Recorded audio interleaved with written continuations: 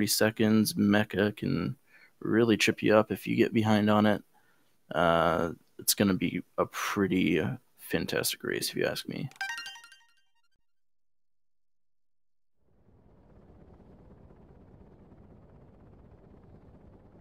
And we are off.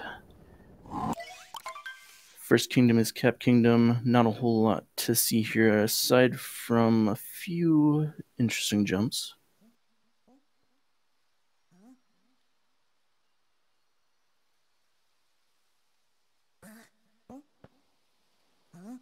So the main thing that will be interesting to see here is going to be which way we go up the hill at the very end, leading up to the Brutal. If you go to the right, it's a little bit slower if you do it optimally, but you also get some of those coins, which depending on if you do Sphinx or not, you'll want those coins, so...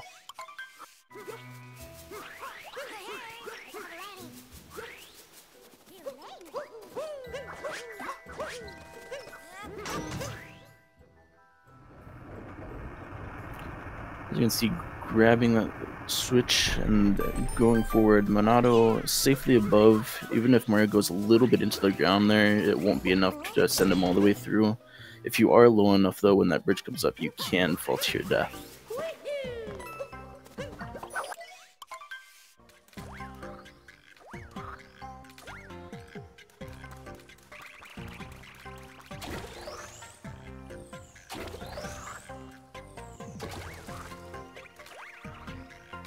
Yeah, that is another interesting thing to point out. There are a bunch of different control schemes you can use for this. You can use Joy-Cons, Pro Controller, controller put together. I don't know if we call it a Joy-Con grip control scheme. Monado going up to the right, looks like Ike will do the same, so if neither of them get Sphinx, they should still be able to get the coins they need without too much trouble.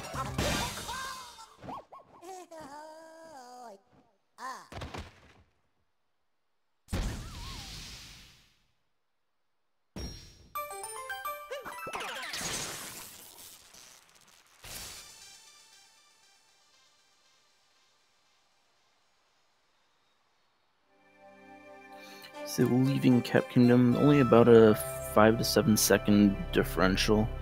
Again, even in that 2.5 minutes, there's not too terribly much to set people apart aside from maybe a bonk or a small mistake here or there.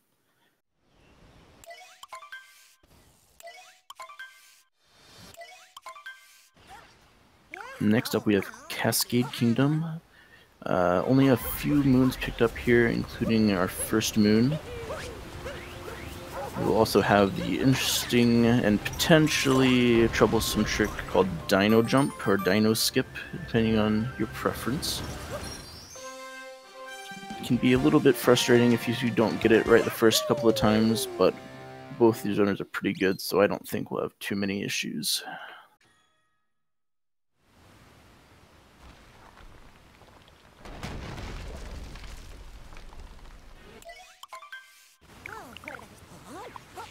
See, there also isn't a whole lot of room for diversion in terms of route here. You can use a couple of different strategies for making your ascent and also in the fight itself, but we're not going to see anything other than First Moon, Madame Brutal, Multi-Moon, and above the cliff.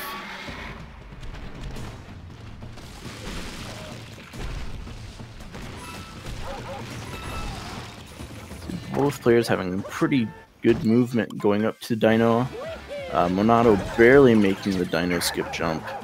See, much lower than that, and he would have just missed that loading zone. Ike having a little bit of issue hitting the trampoline. He's going to take his time and make sure he gets it this time. Monado, on the other hand, blazing through the fight. Already on the last hit.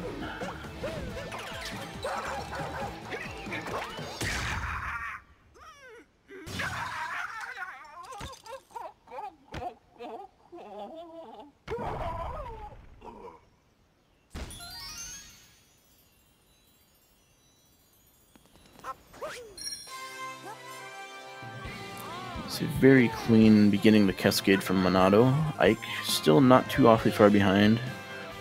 you know, maybe 20 seconds or so, which is very easy to have change in just a matter of minutes.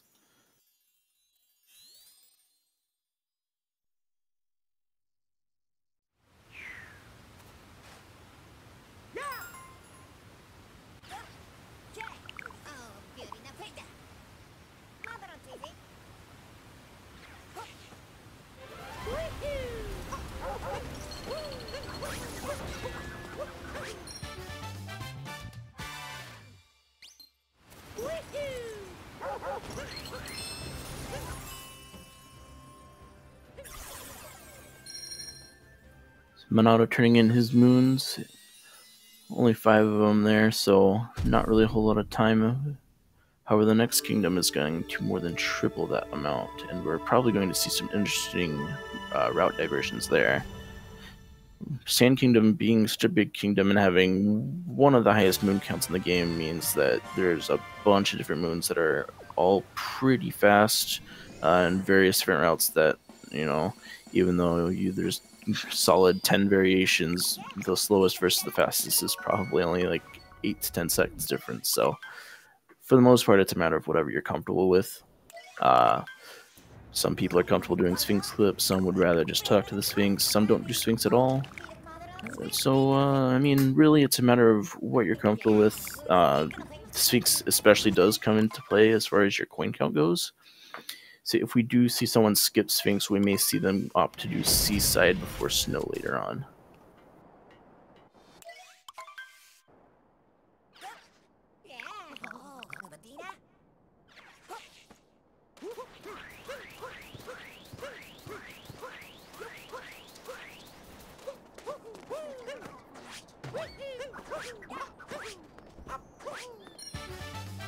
So yeah, another big route diversion in Sand is when you get the bird. Bird is a pretty necessary moon to grab just because it is one that is so fast depending on where you grab it.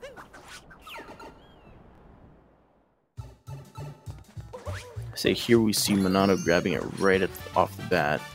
Ike, we will see if he grabs it now or if he opts to wait until after Rumble or perhaps even all the way to Oasis. Looks like Ike is going to get it early too, so... Ooh, does not quite grab it on the way down though. He's going to have to get himself situated to grab it from the air. See, that's the only real troublesome thing about getting it in this city, because it's going to be high up in the air and potentially in a really rough spot to grab it without some kind of punishment for making a mistake. Say if you fall down, it's a little bit of a climb back up, and then you still have to line yourself up to get the moon again. Monado making it up onto the arch without much issue. Ike, we see going for the Dune Moon. On Monado's side, though, we will see, I would imagine, some bullet bill manipulation, trying to keep that bullet bill alive so that we don't have to wait for another one to spawn. For whatever particular reason, they decided to make it to where this particular bullet bill takes a little longer to spawn than other cannons. So it's really important to actually try and keep it alive in order to save that little bit of time. It's something like 5 seconds of spawn time versus 2. So he doesn't quite get it. We'll see if Ike gets it, because he's about to attempt the very same thing. Monado does make it to the one pillar without much issue, though.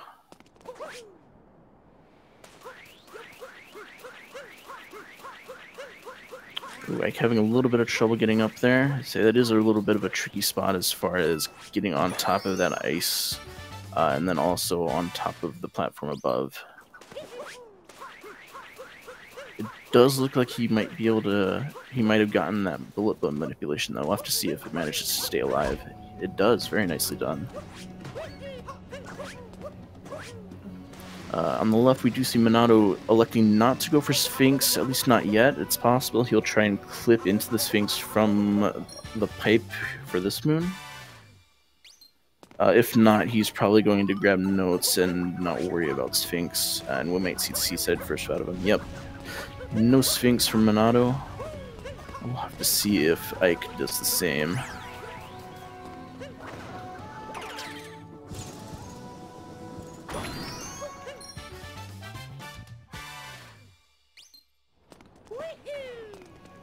Ike not going towards Sphinx yet. Again, possibility of him doing the clip from above the pipe, but I'm guessing we're just going to see him not go for Sphinx either.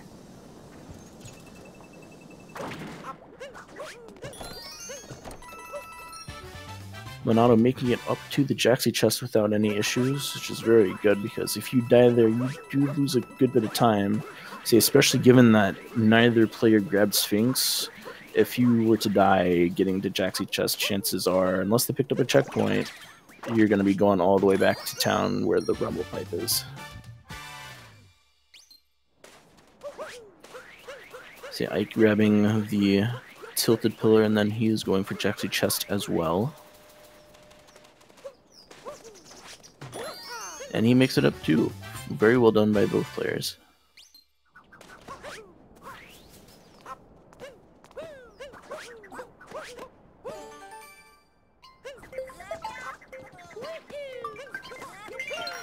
Monado doing notes and electing to do spin throws in order to get those notes. So there's a bunch of different ways you can go for them. You can send Cappy through them, you can jump through them. Really, it's a matter of preference and how you feel comfortable doing them. It is also important to note that Monado, you see, he's not teleporting back to the Odyssey. He's just going to roll back. It is a little bit faster if you're at that particular moon to just roll to the Odyssey.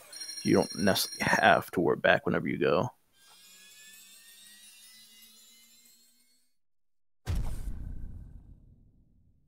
Ike falling down from the trees, but he looks like he should still be able to get all the notes. There he goes.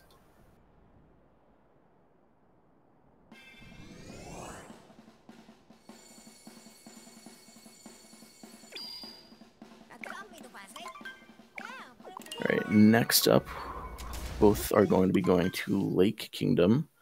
Lake is one of the shortest kingdoms in the game. Only 8 moons to pick up, and one of them that we're going to be grabbing is a multi-moon. So, really just making a few quick stops, and then we're out of there in about 3.5 minutes.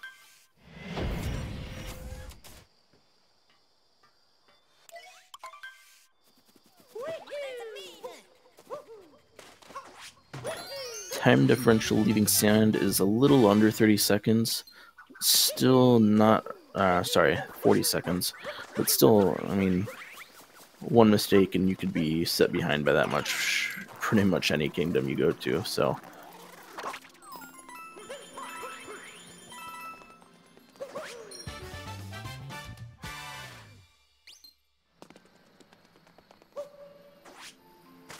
There is not a whole lot of route deviation to go through here either. Same as Cascade, there's just not really enough moons, and all the ones that are fast are pretty set in stone. I mean, there's a little bit of difference in movement that you might use to get through each one, but you're not going to see a whole lot of difference going on here.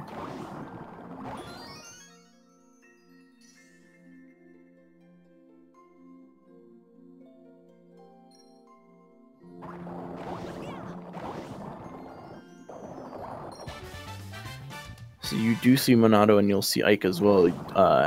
He'll be spinning with the fish as he moves. So there are a lot of controls as far as the transformations go, including some that aren't really noted on screen.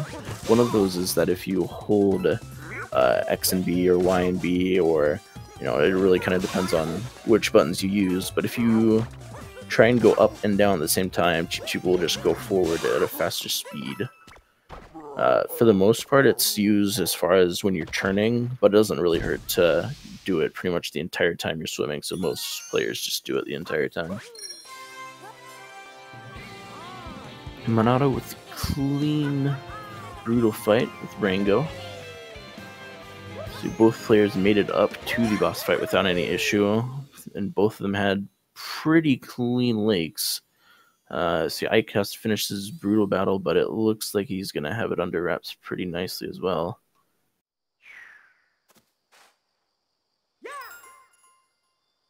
Yep, very clean lakes from both players.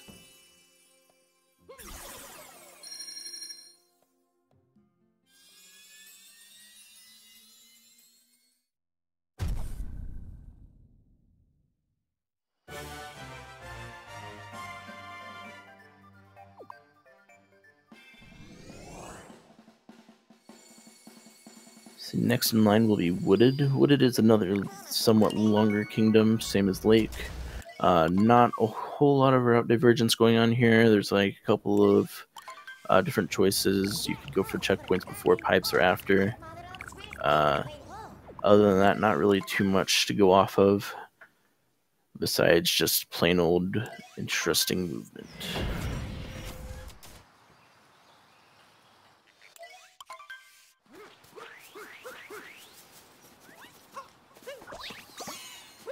See, Ike does seem to have gained about 5 or 6 seconds in Lake Kingdom. So, you know, again, just because someone's behind does not mean a whole lot until you get towards the end, because whether you make it up right all at once or just over the course of time, there's little mistakes and movement differences that can build up to quite a bit of time difference.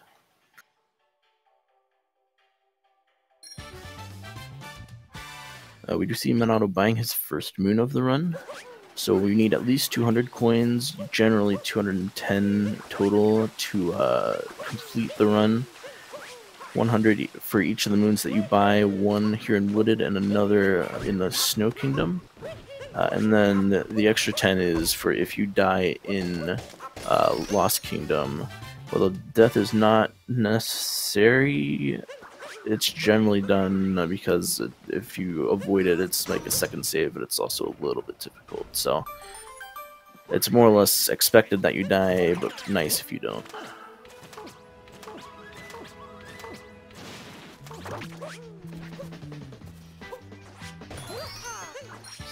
Interestingly enough, both of them have exactly the same coin count coming out of the shop, so there is that. With coin counts where they're at now, I would imagine both of them are going to be doing Seaside first. So both of them are fairly low for them to be going for Snow first and still being able to get that shop moon.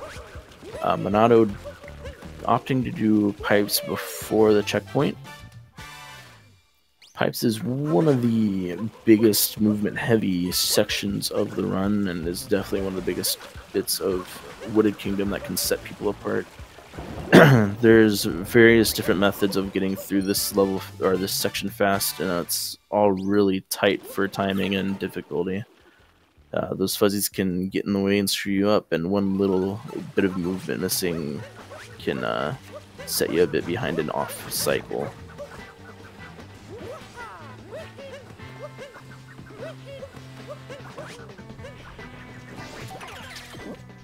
So Monado had a pretty clean pipe. It was a little bit slower than what it could have been, but not bad at all. Ike looking to have a pretty fast, almost makes it up with that damage boost.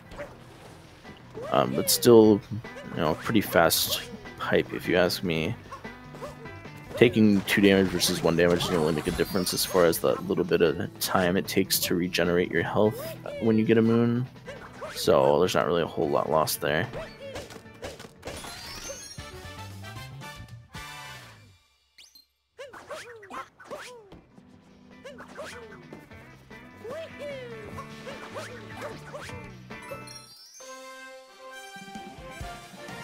We will see possibly some attempts at doing P-switchless. So there's a P-switch that activates a little leaf bridge that leads up towards the next section.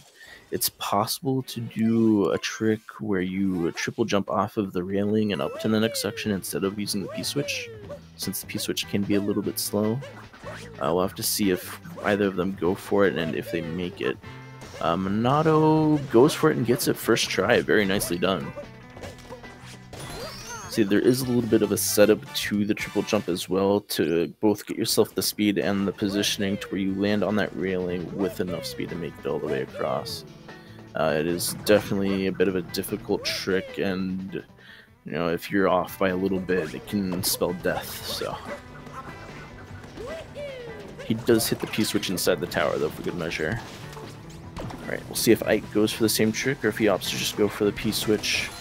It's about, I want to say like a 7-second time save, if I recall correctly, to go for the triple jump if you make it, but if you miss it, I mean, it's a solid 20-30 second time loss depending, so.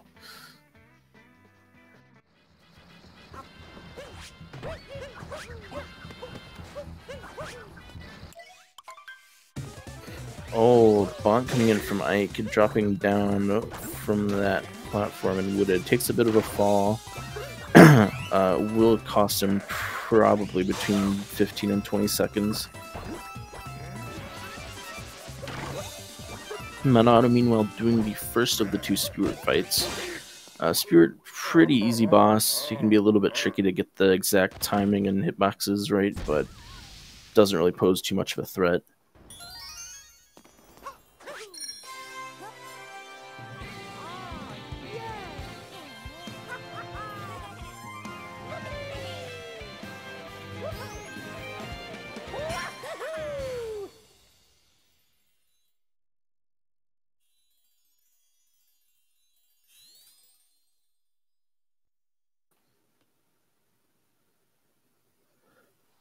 Ike dropping and not quite hitting the moon there. Does make it up in time, though, to grab that uproot again before he despawns, so not too terribly much of a loss there.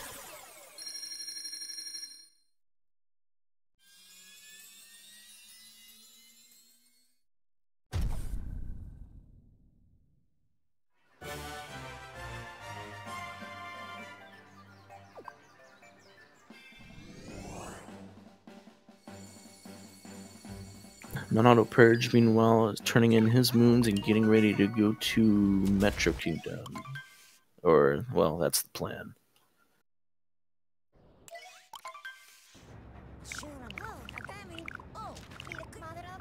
Fortunately, before we quite get there, we're going to hit a bit of a detour thanks to our old shelled friend.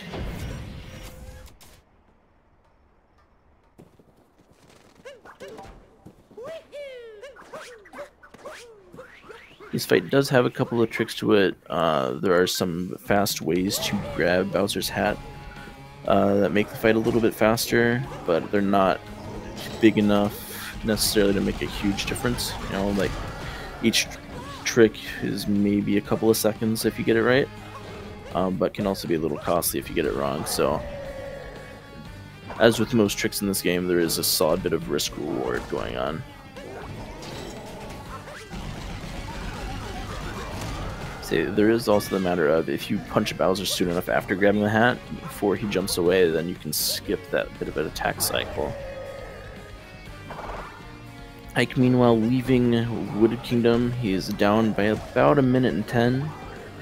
That death did cost him a bit of time among a couple of other things, but not an insurmountable deficit by any means.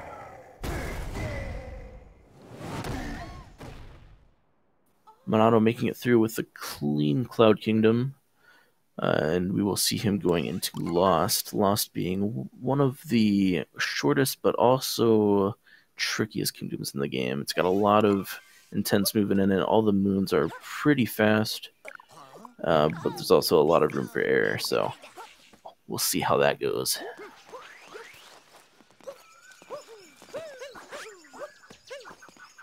So the big thing is going to be this jump from the tree. He's going to opt to go for the triple jump. A little bit of issue getting that set up. That tree is a little hard to stand on and also have room to do the triple jump. Looks like he's going to make it the second time. Yep, not too much of an issue there.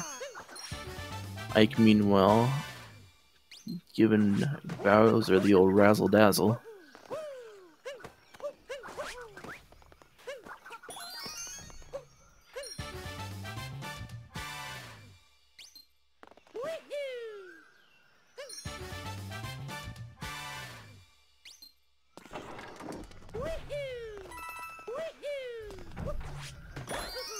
Ike with the clean Cloud Kingdom finish as well. We will see Monado on the left go for another moon right here, and then after this he's going to be going over to Klepto. So by going off to the left at the beginning of the level, we avoid Klepto and we make it to where he doesn't grab Cappy, and you know we don't have to go through that huge, lengthy fight sequence. And then we do have to stop by and say hello, so let him know, hey, we're done with you. You don't have to worry about grabbing him anymore.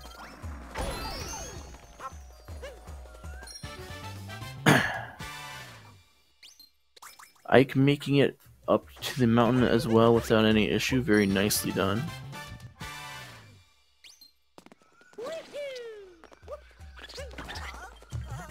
See, with Lost, there are 10 moons that you have to grab. As you can see, Monado's already on to his 9th right now. So even with 10 moons to grab, it is a very, very short kingdom, just because, I mean, between each moon is probably like 10 seconds. It's really quick. And he makes it out of the Beneath the Bridge moon without dying. Very nicely done. Saves a good old 10 coins that he'll need for the shop. Ike, meanwhile, triggering Klepto Fight so that he doesn't get caught by that bird. Oh, a very nice spin ground pound right there. So you can buffer a spin input by rotating the joystick twice while you're in the air. And then if you jump afterwards, you'll do a spin jump. And with spin jumps, the ground pounds go down immediately. It does not have like a little bit of a delay while Mario does a little flip. So it's extremely fast if you can get it. Generally not something you see very many people go for, but it is pretty cool when it's pulled off really well. Ike does take the death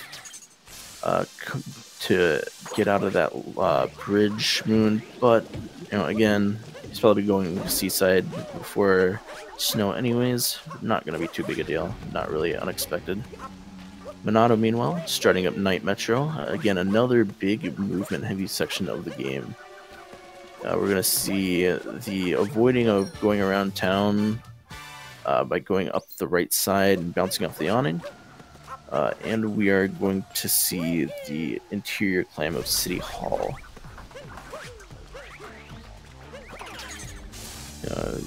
Both sections are pretty costly for errors. If you drop from the very top of City Hall, it's a lengthy drop, and then you'll have to start all over, and it's a 30-second or so climb on its own, I believe. He does look to go to the right. It's a little bit of a safer route. Definitely something that's, I mean, most people would go for their safety route at this point, especially with it being a race.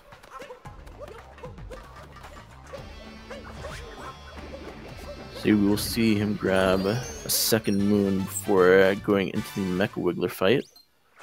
He grabbed the one earlier from Gerda Sandwich that Mr. Ike is grabbing right now, and he also grabs the interior of City Hall moon.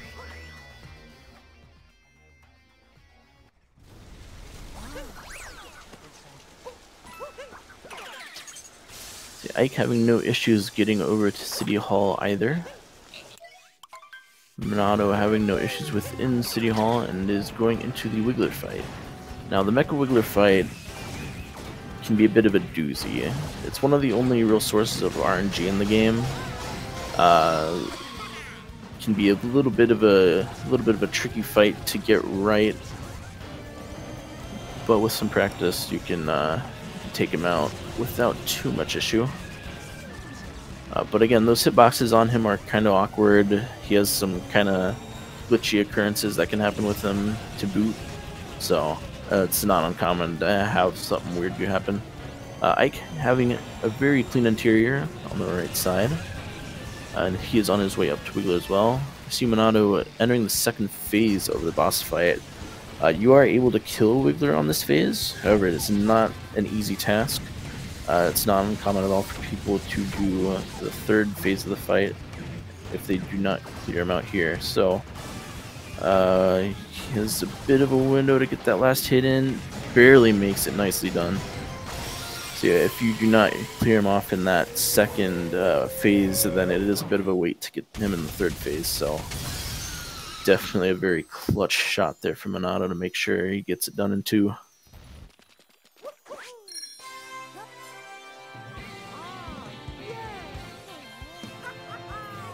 See, Ike is about to enter the second phase of the fight as well. Looks like he may have caught up a little bit.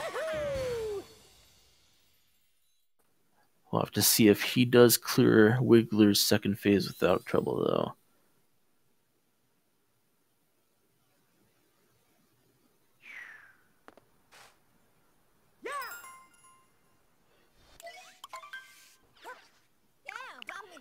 See, as you can kind of see there, Wiggler's head, even though it took the damage to where it was in the damage phase, it wasn't exactly disabled. Fortunately, most runners have dealt with that issue by now, so if they see it happening, they know to shoot the head at once more to make sure that you can actually damage it. Monado opting to go for RC the normal way. So it is possible to use the scooter to clip, but it's no easy task, and I probably wouldn't go for it on a run or in a race either.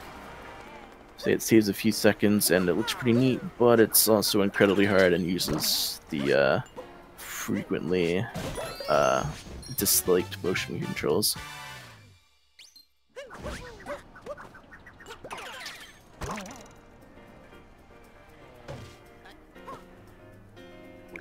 Alright, Monado, the first to make a friend on the bench.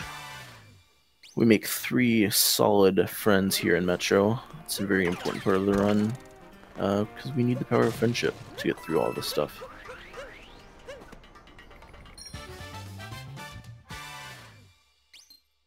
Ike also doing RC the normal way. Monado, meanwhile, warping to the top of the Metro Tower, grabbing a couple moons, coming back up, and then grabbing some more.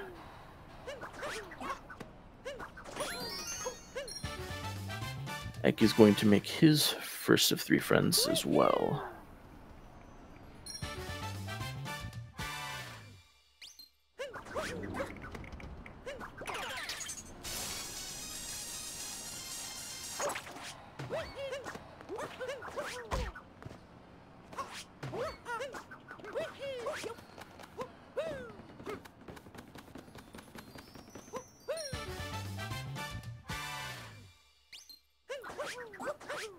Alright, Monado grabbing tippy top, made it up without too many issues, just a slight bonk here or there. And then the descent down onto the pool, the cafe, and then a crowded alleyway.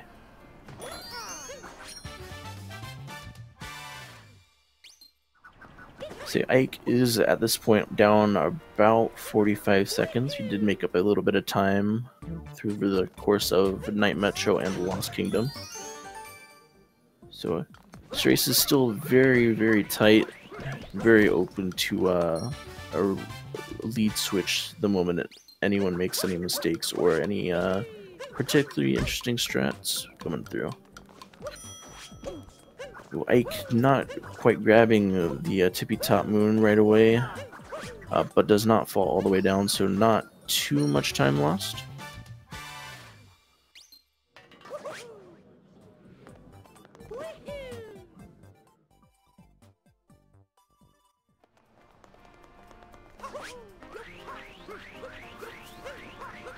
See, again, we do want to keep our eye on coin counts.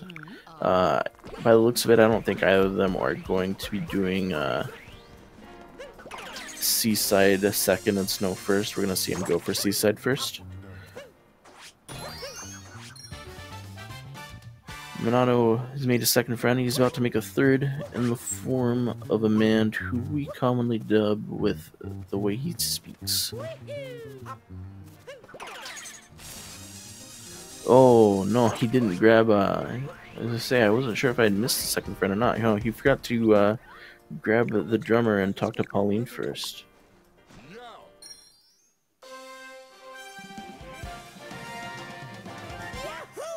Alright, so he grabs the drummer. Ike on his way to grab the drummer as well.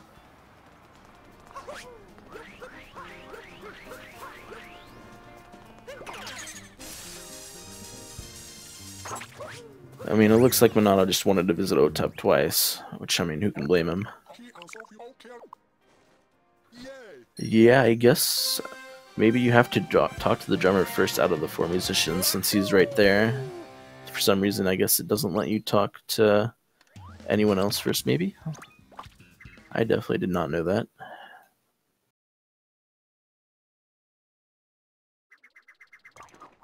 Ike with another neat spin jump ground pound there.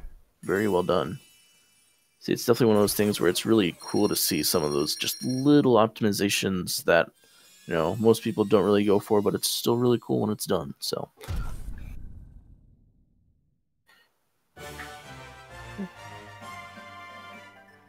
Ike also grabbing OTEP. So with Monado's slight mistake slash thing we all just learned, as far as the musicians go, we're going to see a little bit less of a gap here now.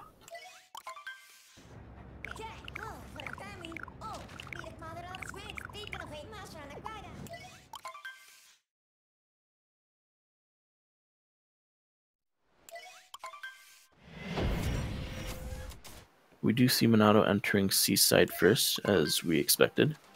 Ike is likely going to do the same, yep. Time difference looks to be right around 20-25 seconds, so again, we're having a very tight race so far.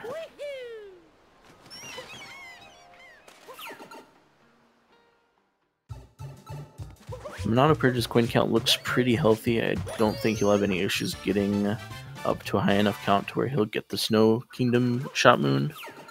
Ike, slightly more questionable, but might still be just fine. We'll definitely have to keep an eye on it and maybe go out of his way to grab an extra coin here or there, though, just to be safe.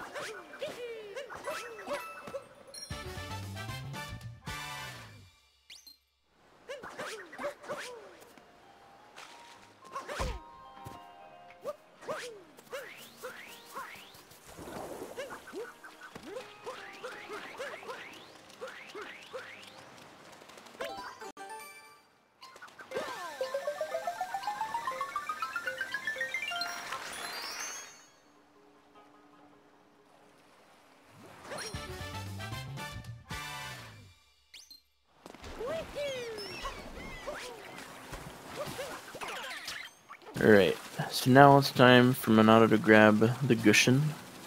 One of the shortest held transformations in the game as far as the 100% run goes. You use them for a few seconds and then you drop them off and leave them to, you know, just kind of sit there and wallow in loneliness. Kind of sad, really.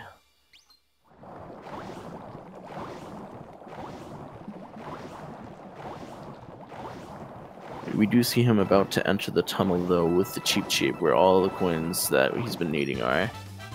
See, in that tunnel alone, there are about 40 coins. Ike is going to have to make sure he grabs all of them. Monado definitely has enough at this point where, yeah, see, he's got 20 coins over. He could somehow die in Seaside a couple of times and be perfectly fine.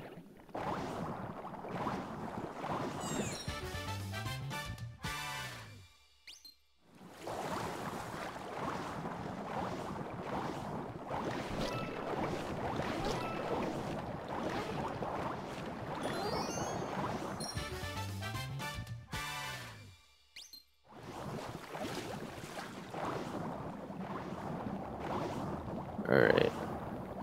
Ike grabbed his coins. We'll be able to see the coin count in a moment. It takes a little bit for the coin part of the hood to come up. 89. So 11 coins isn't bad at all to grab at the beginning of Snow Kingdom, so I think he'll be alright. He'll just make sure that he does keep an eye on it, because you wouldn't want to enter the shop area and then not have the coins and have to go back and grab them later.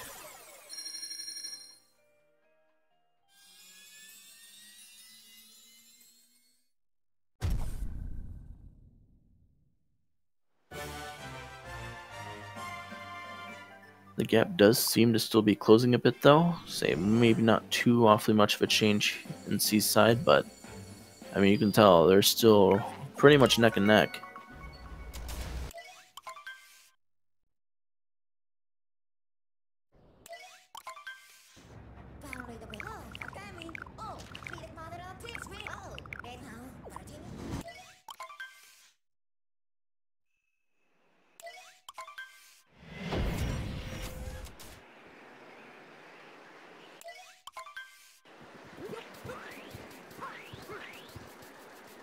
Yep, right about 20 seconds separate the two going into Snow Kingdom. There's only a handful of kingdoms to go, but they're also probably the most difficult out of the group, so anything can happen. 20 seconds is something easily lost with a simple misjump or dive or anything really. So we will be grabbing one moon before we head into Siberia Town. We're gonna visit Toad for the only moon in the game that we see him for. So he has a lot of fast moons, but unfortunately a lot of the times they're a little bit out of the way, as Toad generally is. But Snow as a whole is a little bit of a slow kingdom, so going over to visit Toad is actually pretty fast.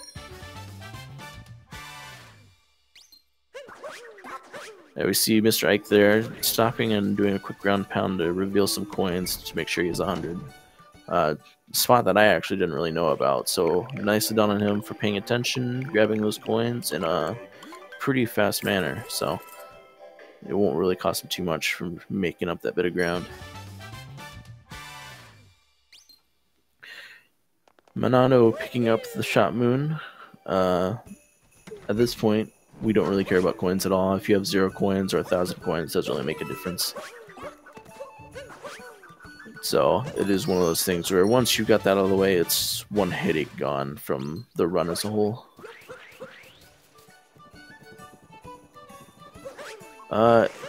I don't have the data in front of me to check exactly what pace this is. If I had to guess, though, I'd say both of these runners are probably on like 110 pace.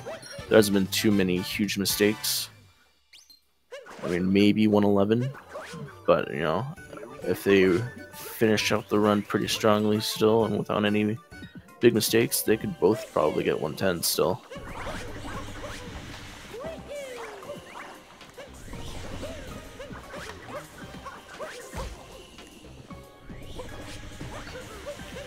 Monado having a little bit of trouble in the purple toxic lake room.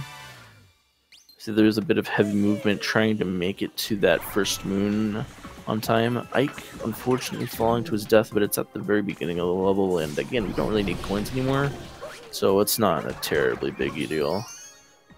So deaths in this game are actually fairly forgiving in terms of the amount of time you lose for them, so has a little bit of trouble getting over to that ground pound moon, but not too much. Still probably around 20 seconds separating the two.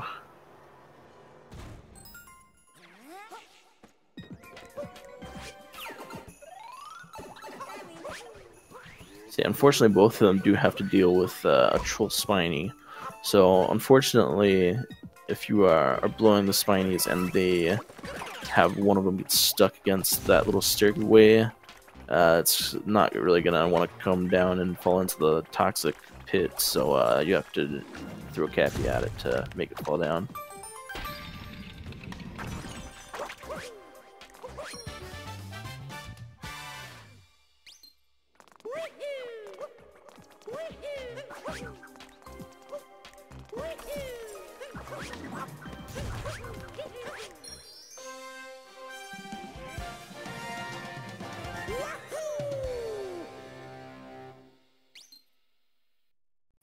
Fortunately, both also avoiding the disaster that can sometimes happen in that Goomba room.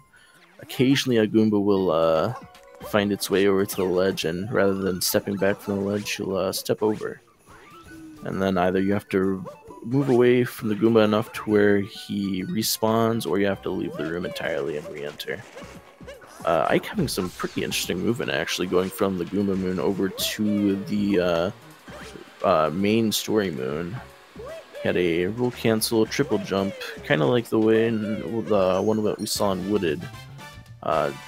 Definitely doing what he can to try and make up this ground. You know, again, those little movement differences can make quite the difference in the long run.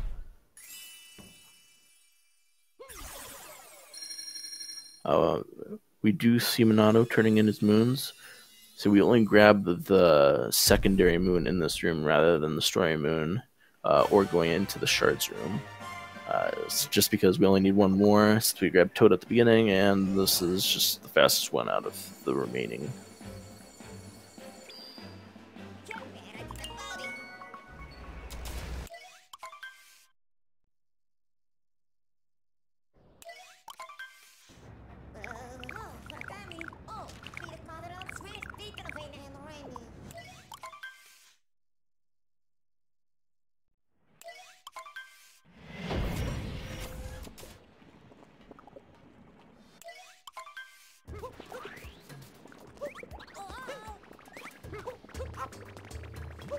So yeah, there's still right around 20 seconds, maybe a little bit closer to 22 or 23 coming out of Snow Kingdom. So still very tight. Not really a whole lot of difference happening there, even though Ike did have to pick up a few extra coins.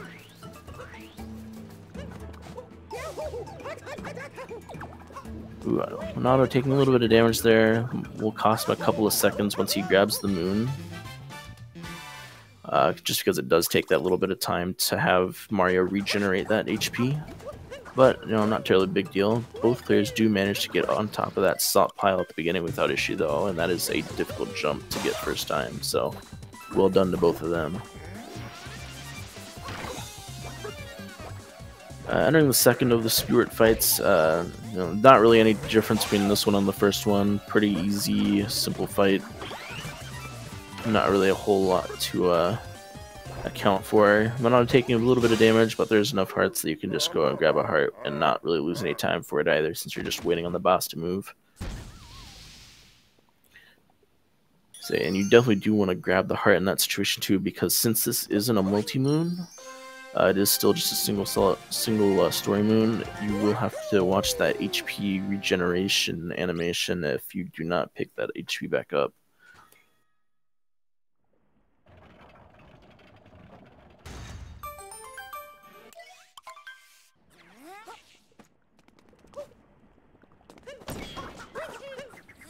Kind of similar to that last room in Snow Kingdom, we're only going to grab the secondary moon out of this room, the Lava Swamp, just because the shards are kind of slow and have a moon spawning animation, among other things.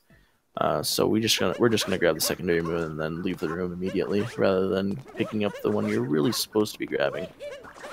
Exiting that room, though, there is some pretty neat movement as you make your way up to overlooking the ingredients.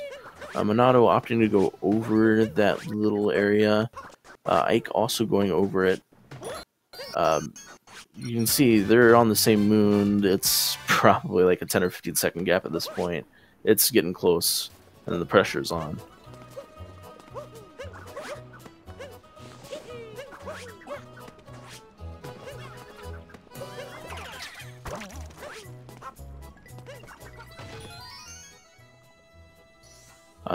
So this is one of the more obvious points in the game where you see Cappy's homing ability come into play. I mean, it's used pretty much everywhere, but that's one of the bigger ones where you don't even have to really aim in particular. You don't have to be paying much attention. You just throw it in that general direction, shake your controller, and a moon pops up. And I mean, again, we see the differential. It's down to about 2 or 3 seconds. You know, little changes here and there are going to be a big deal. Also, shout out to Hawaiian Rules. Thank you for pointing that out, Togar. Ike taking a bit of damage there, so he will lose a couple of seconds for that HP regeneration. Monado, though, missing the cycle on the lava bubble. We'll see which each goes for us. We'll see a little bit of route diversion here, so we'll be a little bit before we know who's in front. Forks is generally a little faster, but not necessarily. Depends on how people do it.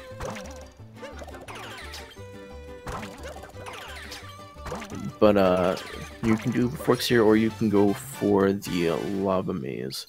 Ike is going for the lava maze, Monado for Forks. It's mostly a matter of preference and what you're comfortable with. We do see him going for Cheese Rock right now, and Cheese Rock is one of those other few sections of the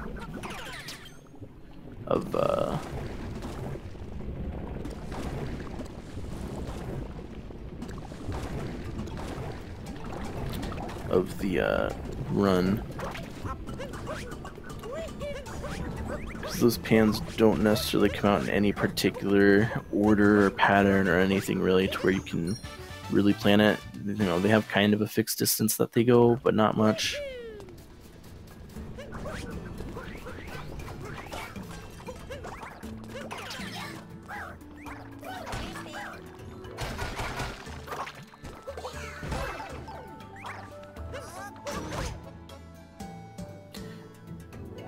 We have Ike heading towards the lava maze now. So once he comes out, and really once we get the multi-moon, or even just the meat captures, when we're going to know who's in the lead. We do have the audio cutting out for now, and it will be out for the remainder of the stream due to some of the issues that we're having, but I mean, I'll do my best when we get to the escape section. I'll try and sing, maybe. Or maybe I shouldn't. I mean, we can take a vote. Probably vote no. I would appreciate it.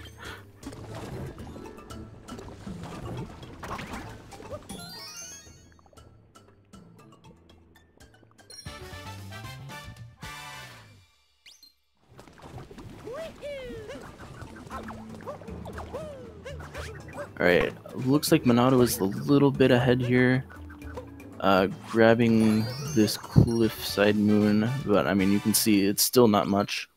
You know, that routing difference, I mean, it might have been the routing difference, it might have just been any kind of mistakes made by either player in the meantime. But, you know, still neck and neck. We have Bowser Kingdom and Moon to go, so not a whole lot left that can screw people up, but the screw-ups that can be made are pretty big, so.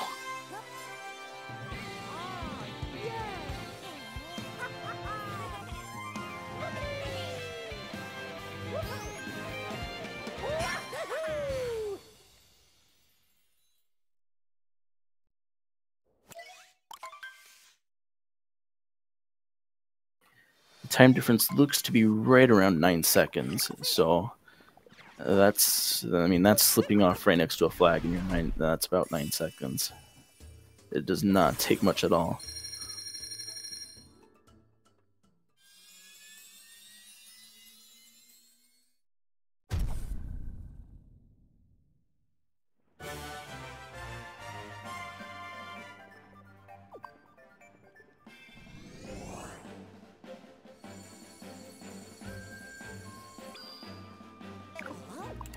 Unfortunately, before we go to Bowser Kingdom, we do have one more detour. We're going to stop by Ruined Kingdom, not really by choice, but because we get shot out of the sky by a dragon that totally belongs in the Mario universe.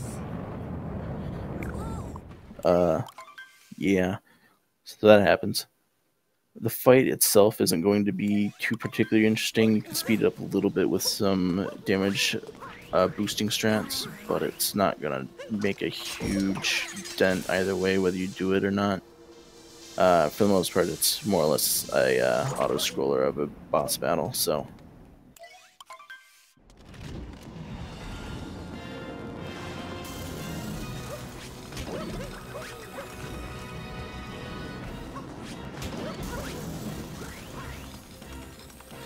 So while both of them go through that, I'm actually going to talk a little bit about what their group is looking right now.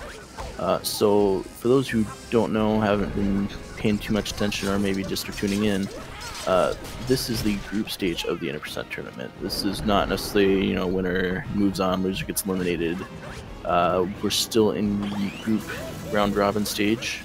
It is supposed to be over as of this week and moving on to the bracket stage. This particular group is Group X. If you want to look at the whole set of players, you're welcome to hit !SMO in the chat, and it'll link you to it. But this particular group, Group X, we have Vaga Jr. with a 2-0 record. We have Mr. Ike with a 1-0. MonadoPurge has a 1-1. And then Pinkish with an 0-3 record. So really it's between Ike and MonadoPurge which one makes it out, or, I mean, we have the possibility on the table of a 3-way tie with 3 people having a 2-1 record. I mean, all of their times are pretty much around the same that they've gotten in runs in the tournament so far. So it's definitely something that can happen. But this race itself could be a pretty big decider for who moves on from what position, and so on. So definitely a big deal who wins this race. And again, it's a pretty close one too, so.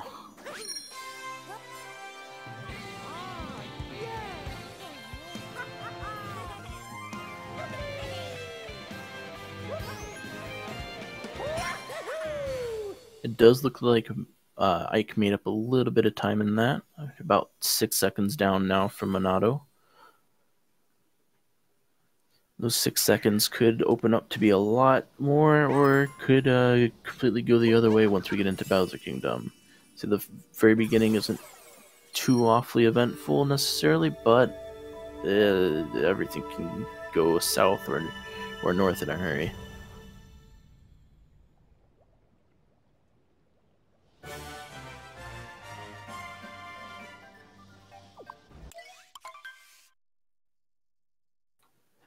Yeah, mech will be one of the biggest deciders of the run at this point. If mech goes well for one player and not the other, that could pretty much be what determines, you know, who wins this race, who moves out of groups, who doesn't make it out, whether we get that three-way tie. I personally would like to see the three-way tie just because I want to know what happens if there is one, but, you know, that's just me. There are a few different moons you can grab here outside of the story moons. You can go for this moon over the wall. Does not look like Monado will go for it. Basically, you would pick up the bird, leave it on top of the wall, and then use Cappy to home back on it after you grab the moon. Doesn't look like either are going to go for that one.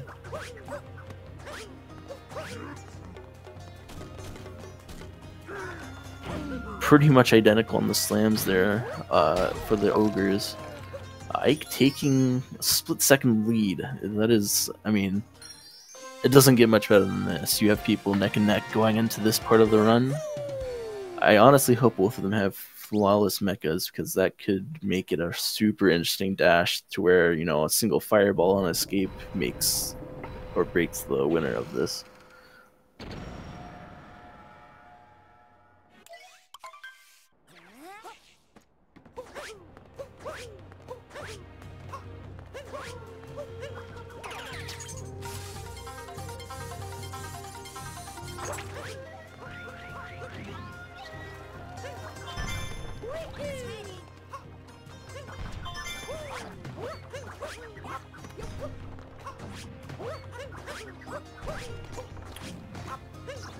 And like, again, when you see players side by side like this, you can see each other's screens and see just like general differences in movement. You know, and you know, there's no right or wrong way necessarily to move. I mean, there's one thing that's optimal, but you know, as long as you're getting stuff right, then you know, whatever suits you suits you. Ike opting to get the lovingly named Glory Hole Moon. Monado opting not to. He may be grabbing a moon that's more recently been determined as one of the most optimal moons to grab in Bowser Kingdom, but also one of the most difficult ones. So we'll have to see how that goes.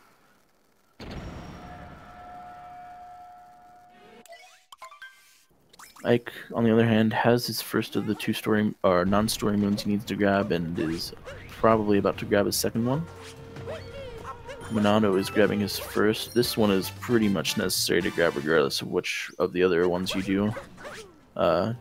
Over, or was it behind the turret? No, not behind the turret wall. I don't remember the exact name of it, and I can't really look at it because I don't read Japanese. Fortunately, that is not a prerequisite for running this game, otherwise I would be in serious trouble.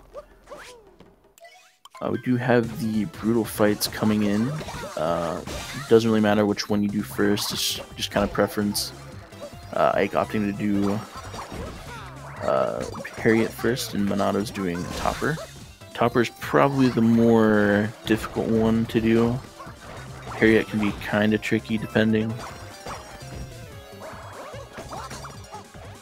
So Monado did have a little bit of issues as far as getting the cancels on them, or on the attack phases, so possibly a chance for Ike to catch up there.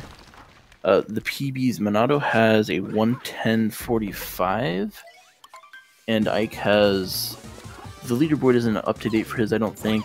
In a race he got a 112.23.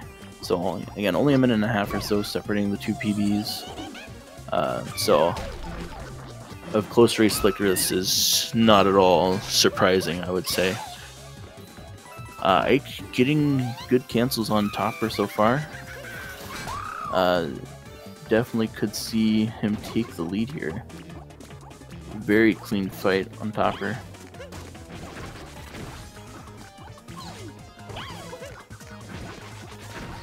Monado, meanwhile, struggling a little bit on Harriet.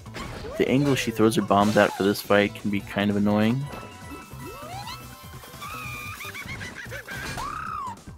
Because unlike the fight in sand, which we don't do, but she throws them directly at you in that one, in this one she throws them at a bit of an off angle, and to do it fast you generally would be jumping and hitting them in the air. And if you are just a little bit off in timing or anything, then yeah, it can throw you off quite a bit. But Ike beginning his ascent towards the most loved and hated boss fight in the game, Mecha Brutal. The climb itself can be pretty challenging. There's a lot of heavy movement here, at least in the first part especially, just because there are so many difficult jumps and bounces. Ike making it up without too much issue. He does take it slow in a little bit of place here and there. I do words really well.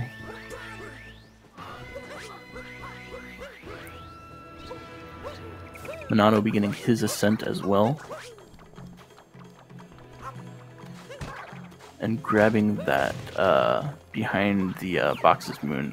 Oh, he rolls past it and goes into the pipe. He has to jump down and get it again. Should be a little bit careful here to make sure he doesn't die. Alright, nicely done. Ike attempting the birdless strat for Mecha Brutal. Oh, barely making it up and not falling down. Gets the ground pound in time. Let's see if he can make it back up. It looks like he probably will. He does, he makes it back up. But it's not over yet. You have to do that a couple more times before Mecha Brutal is done and over with.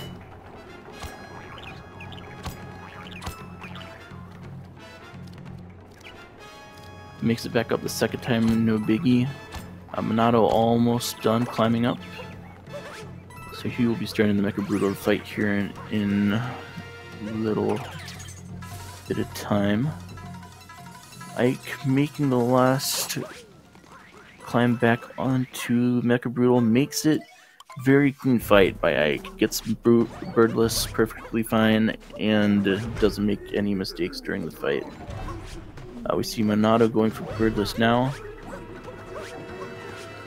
Also makes it just fine. See if he can get back on without any issues. Looks like he'll probably make it. And he does.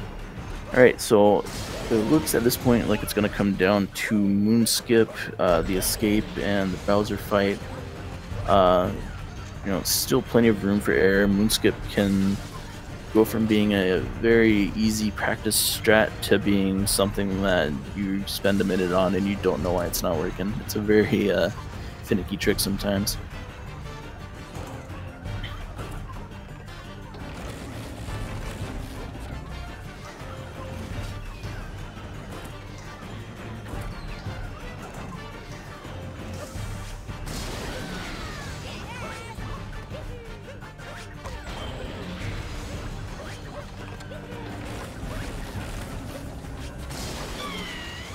So Monado also having a pretty clean fight.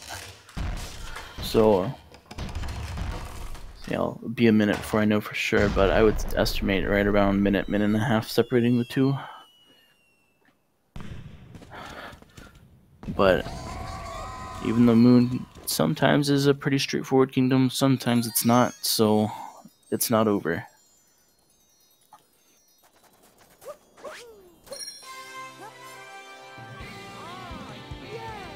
I will say that Ike is on pace to get around a high 110, possibly, so he's definitely in range of PBing. So he's doing, at least I believe he is, I guess. I don't know for certain what his PB is, but if it is a 112, like I'm guessing it is, then definitely room to PB there.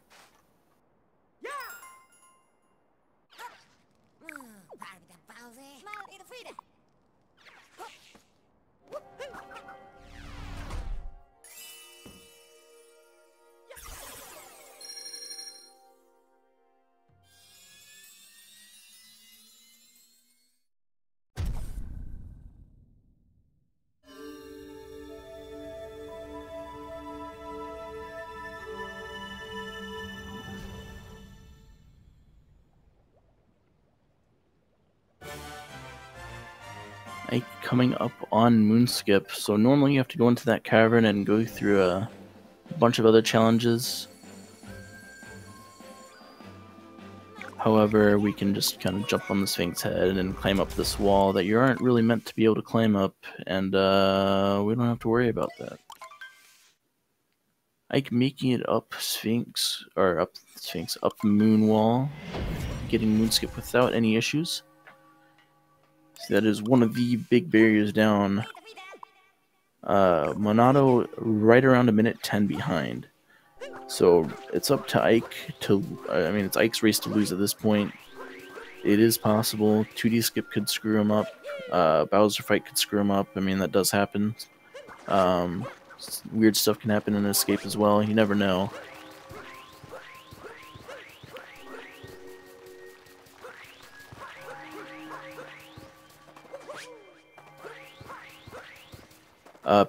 Top 20 players will probably not go against each other until bracket stage, just because things were seeded in the group stage where they shouldn't be going against each other at all. Granted, you know, it's very possible that someone who wasn't in the top 20 at the beginning of the tournament now is. So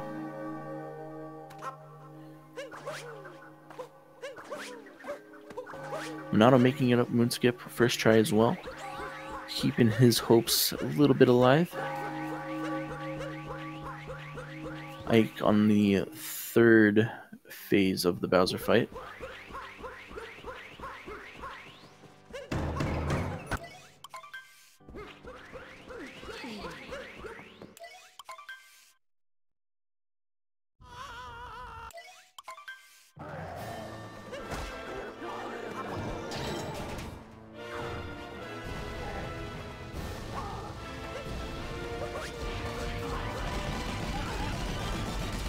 Ike with a pretty clean fight.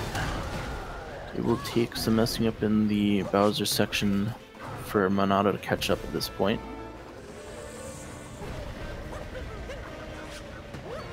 A very nice run by Ike so far. Monado is looking at probably around a 111, 112-ish, which is still a pretty dang good time in a race if you ask me.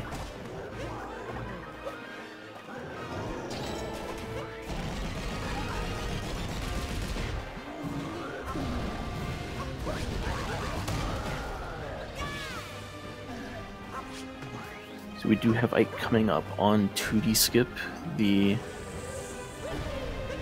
one of the more famous tricks in the run. It does only save 2 or 3 seconds. It's pretty risky. If you mess up, it's about 40 seconds time lost. Monado entering the last phase of the Bowser fight. So, I mean, really, if Ike does go for the trick and fails, then we have a very close race. He's gonna go for it. Is he gonna get it? Oh, misses the first try.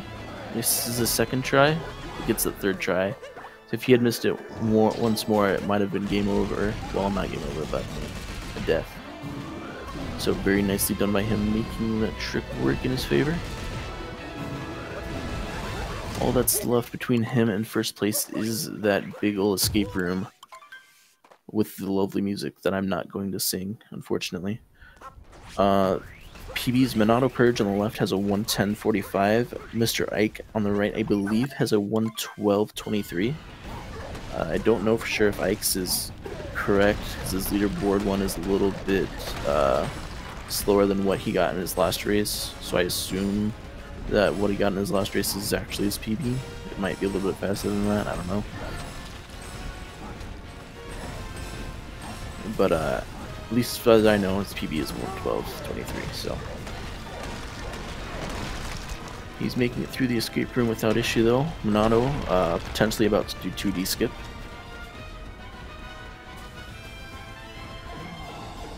Ike only having to finish up one more pillar and then he'll be on his way to the center. Snipes it down. Makes the jump over. Monado did get 2D, or did not quite get 2D skip. Went for it and did not quite make it. Seems like he will be finishing up the run little bit behind what he had hoped to do, but I mean, still, you're looking at a 113, 114. Not really too far off this PB for a race, if you ask me. But a 110.48 coming out by Ike. If 112.23 was his PB, I mean, that's a minute-and-a-half improvement. That's pretty impressive, especially to get in a race. So, nicely done by Ike. Congrats to him. Looking at the group, what I was looking at earlier, that does put Monado at 1-2 and Ike at 2-0. There is going to be a race between Ike and Baga Jr. for that first seed in the coming out of the group. But Ike will definitely be making it out into the bracket stage.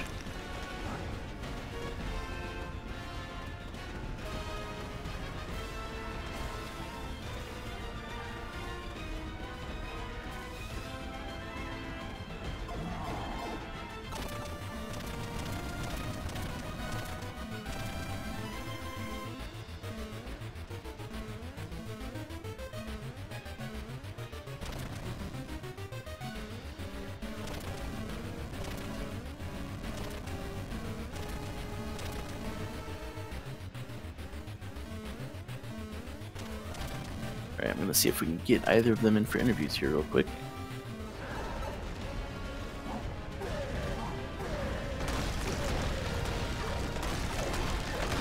If you personally have any questions and you want to throw them in the chat, go for it. And if I see it, which I should, there's not too much going by, I will ask them for you, just to make sure you get that answered.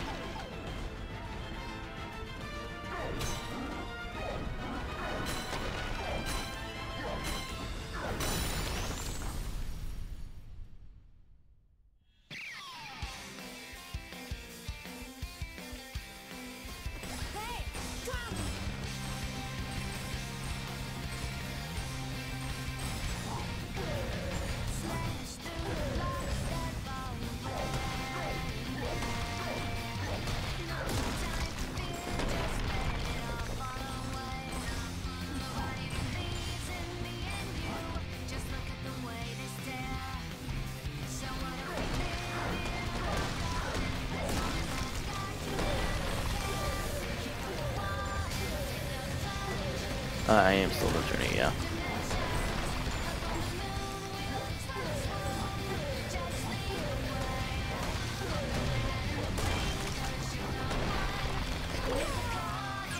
Hello. Hey there. So, how are you feeling after that? Was that a PB?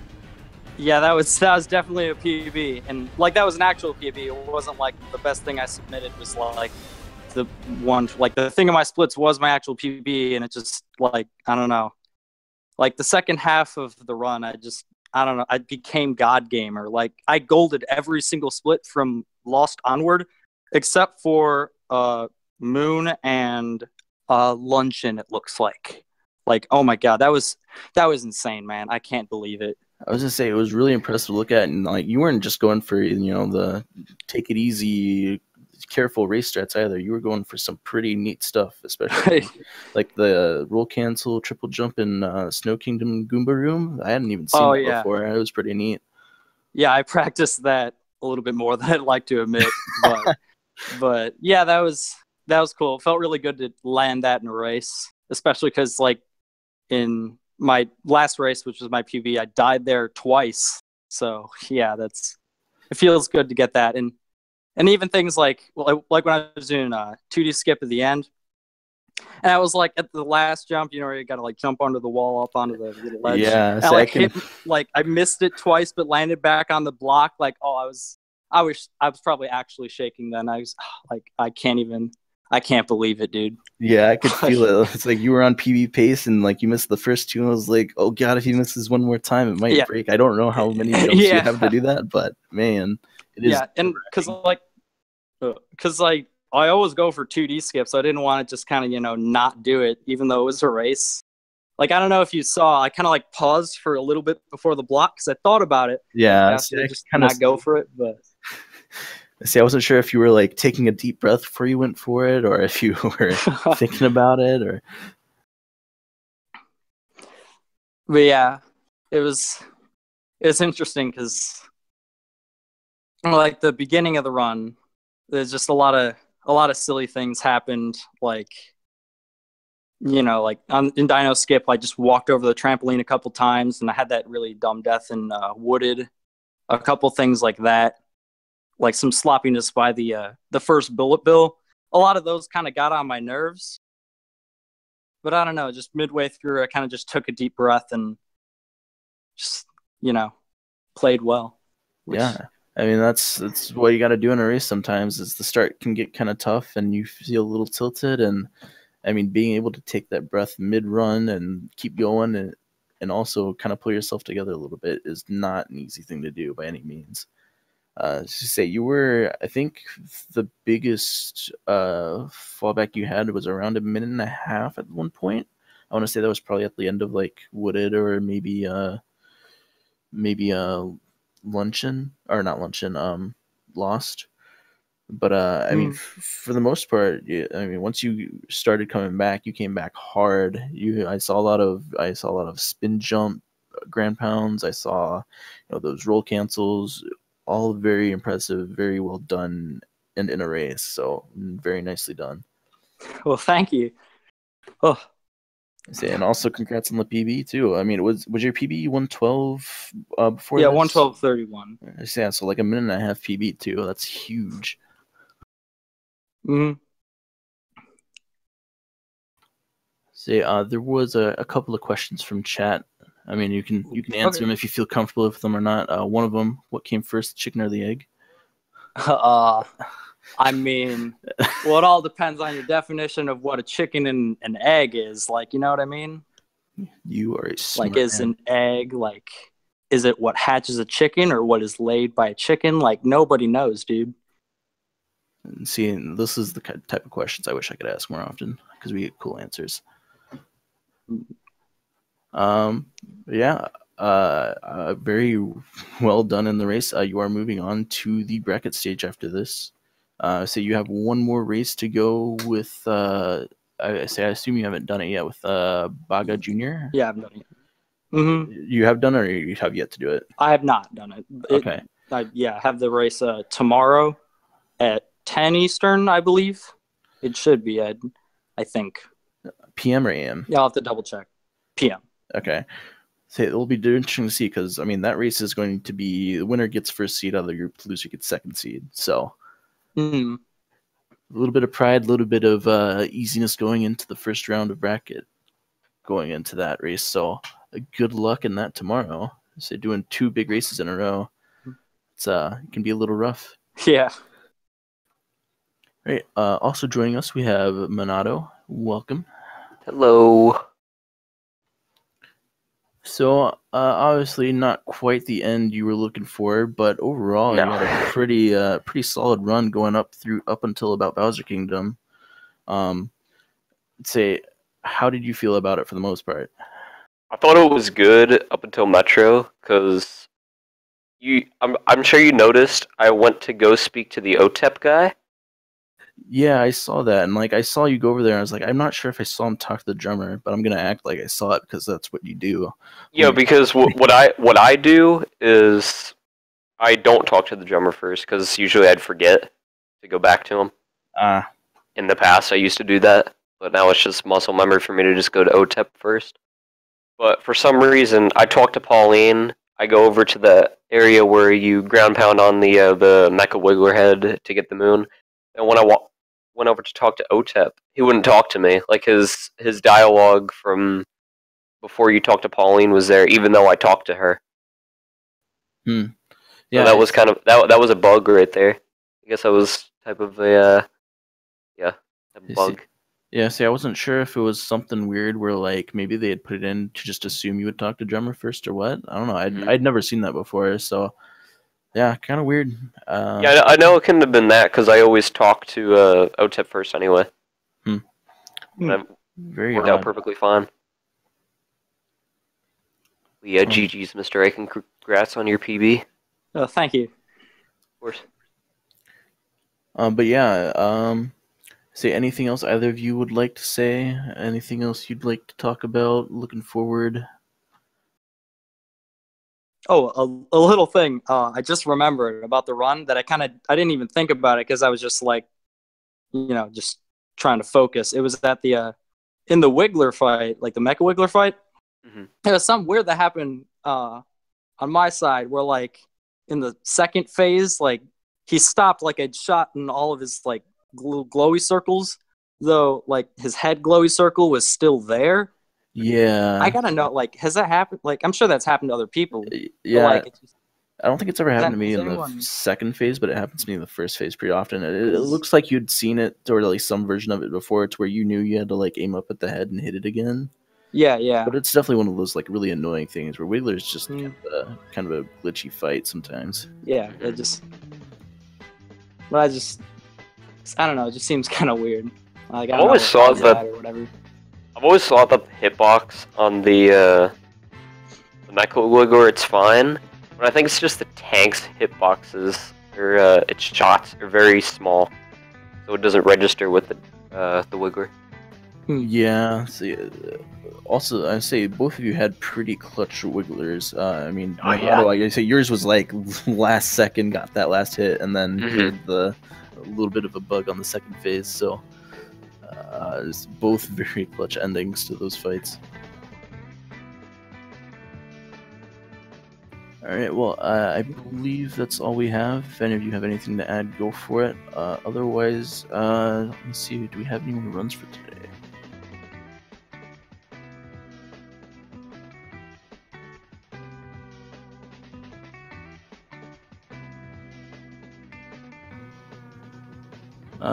Looking like this was... Let me see.